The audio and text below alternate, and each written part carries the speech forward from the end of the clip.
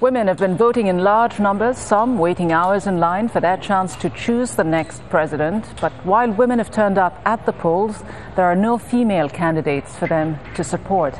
And the candidates themselves also headed to the voting booth. 50 million Egyptians eligible to vote, who have a list of 13 candidates to choose from. 10 other candidates were disqualified. From equality to social justice to job opportunities and security, there was a broad range of issues being debated during the campaign. Our correspondents have been taking the pulse in Cairo, Bani Suef and Aswan, asking people what changes they want to see under their new leadership. I want the new president to be a man of character, without ties to any political parties. I want him to stand by the poor and downtrodden and help the unemployed youth. Definitely a good leader, someone who will take the country forward, not backward.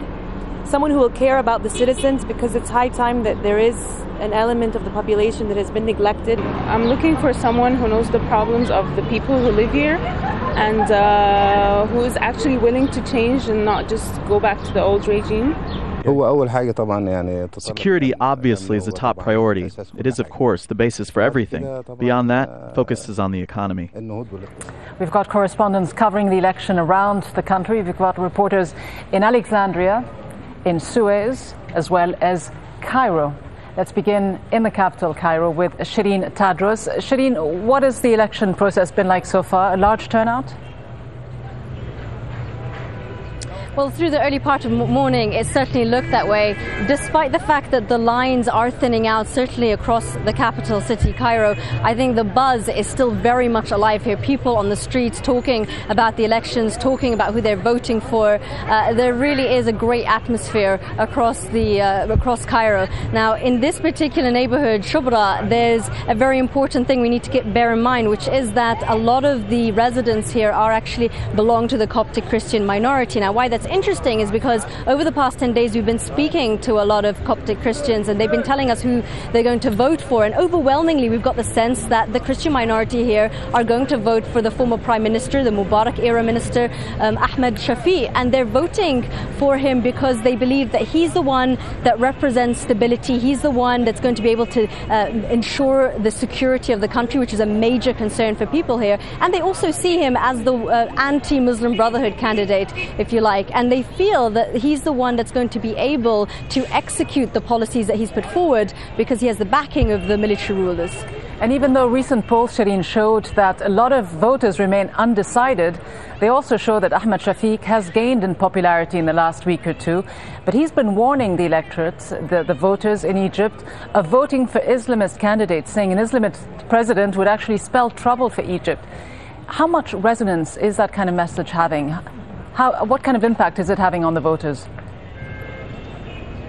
A lot of impact, and it's in a way a very obvious card for Ahmed Shafiq to play. And we should point out that it's not just a card that is resonating with the Christian minority here, but also with a growing number of Egyptians who don't necessarily want to see the Muslim Brotherhood hold the presidency, because they've even been disappointed by their performance in the parliament ever since they were elected and formed the majority in the parliament, or they feel that the dominance of the Muslim Brotherhood in the presidency and also in the parliament would be too much. It would be almost like seeing the National Democratic Party of Mubarak once again dominate over all different institutions in the country.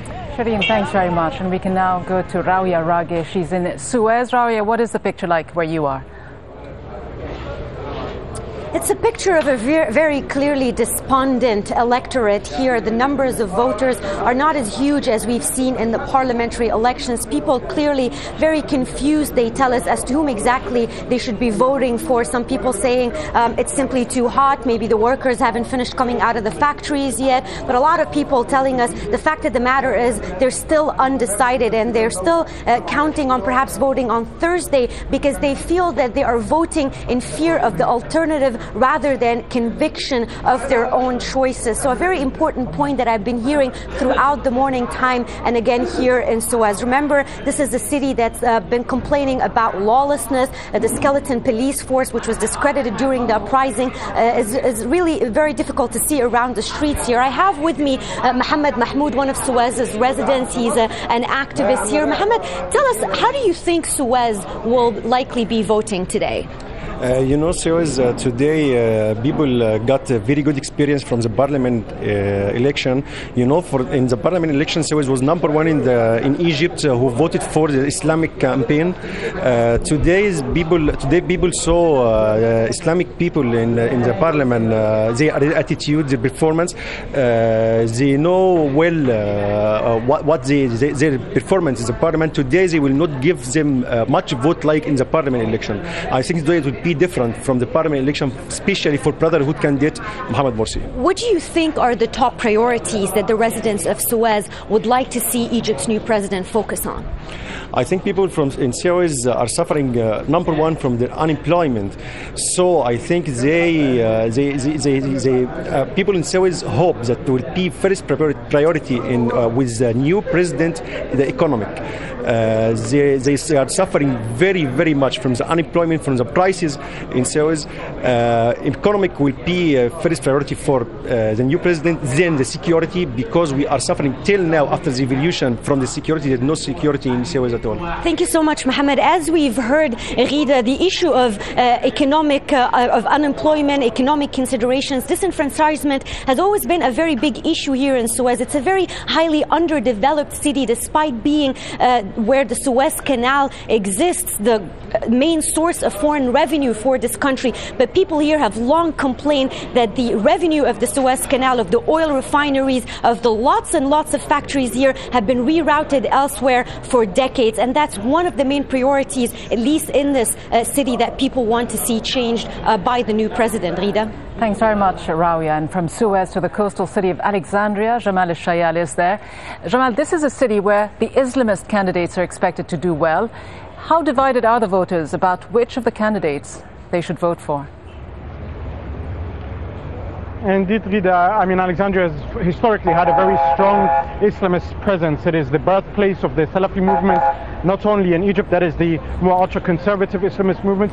It is the birthplace of that movement across the world. It is also a very strong or very large stronghold for the Muslim Brotherhood. Now, each one of these political movements are backing a different candidate. The Brotherhood have their own, Mohammed Morsi.